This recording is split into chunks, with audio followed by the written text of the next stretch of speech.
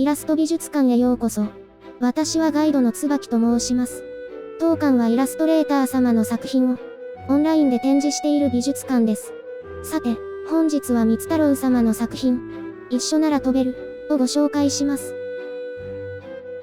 本作品のテーマは青春。イラストに映る空は彼女たちの心情風景です。そして、キャラクターの設定は、中学3年生の進路に悩む2人の少女たち。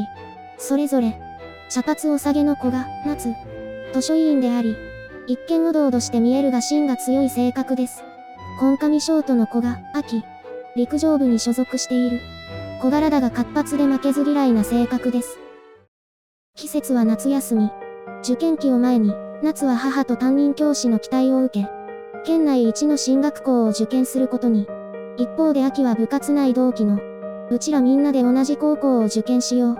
という提案に深く考えず乗ってしまったことに対して、これでいいのか？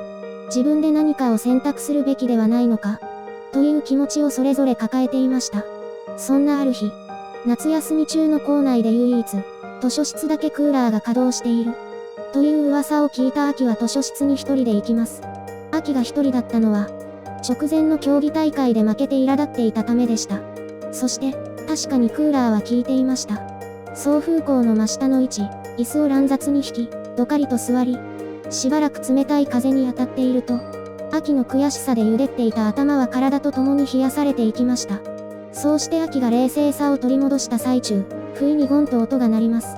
それは夏が起こした音でした。夏は普段は誰も来ない、夏休みの図書室への急な来客に驚き、とっさにカウンターの下に隠れていたのでした。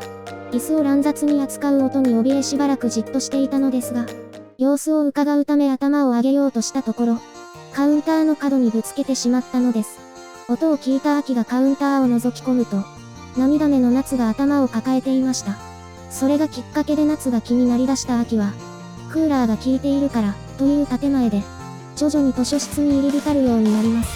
はじめこそ怯えていた夏も、秋の快活な性格に好感を持ち始め、互いに打ち解けていきます。そして夏休みの終わり、こうして過ごすのも最後かもしれないと、ナーバスになっていた夏は、不意に進路に関しての気持ちを秋に打ち明けます。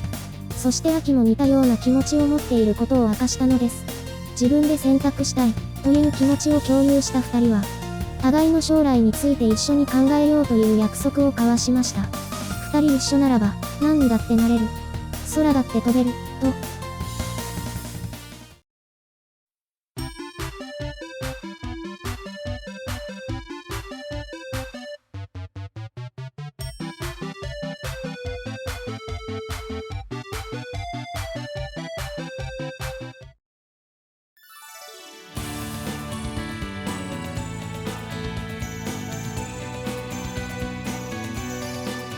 本作品のポイントは3点。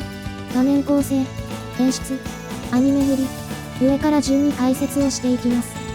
まずは、画面構成について。本作品はアニメスクショ風に仕上げられています。理由としてはアニメが好きな子供、子育て層を中心に、幅広くターゲットを据えて描かれたためです。そしてアニメスクショの特徴は、キャラクターの陰影を単色で表現。線画がシンプル。絵が動き出しそうという感覚の3つが挙げられます。これらを描くポイントとして、風でなびくような箇所は大きく動きを出す。手前は大きく、奥に行くにつれて小さくする。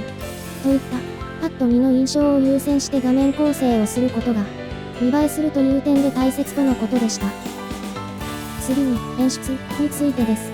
キャラクターの前髪を風で大きくなびかせて、おでこや耳を見せることで一般層のイメージする。アニメ的演出により近づけられています。また、アクティブなキャラクターの印象を作れるという、考察をもとにあえて髪は生え際を見せられております。そしてキャラクター同士の目線を合わせることで2人の世界を演出。割り入ることもできなそうな、仲良し感が出ております。さらに、見る人もキャラクターそれぞれの視線につられて、一人の顔からもう一人の顔へと、自然に視線誘導される狙いもつけられています。3つ目は、アニメ塗りについて。一口にアニメ塗りといっても〇〇年代風など様々あるため、今回は三太郎様が描いているアニメ塗りの解説です。アニメ塗りで意識をされているのは、陰影には濃い色でも大胆に入れる。そして、線画が潰れても気にしないようにすること。また、陰影の描画には濃度 100%、輪郭がくっきりした設定の大きめのブラシに加え、広い面積の場合には、投げ輪ツールを使用されています。そのためエアブラシツールをほとんど使用しないメリットがあり、サクサク描くことが可能です。一方で背景は画面手前の左下に薄い雲の層を重ねることで、手前の雲の層、キャラクター、背景、と、3層の重なりを作り、奥行きのある風景に仕上げられています。そして線画の色を紫系にすることで、非現実的な印象、心象風景的な印象を強く出されています。また、線には強弱をほとんどつけず、ベクターツールを使い特有の無機質な曲線で、よりアニメのワンシーンらしく見えるよう工夫されています。では、ガイドを椿から変わりまして、私、ゆりより作者様の思いをお伝えします。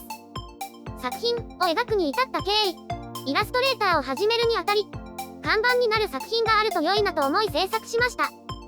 作品を見た方にどのように伝わってほしいのか、爽やかな印象、また、どことない懐かしさを感じていただければ嬉しいです。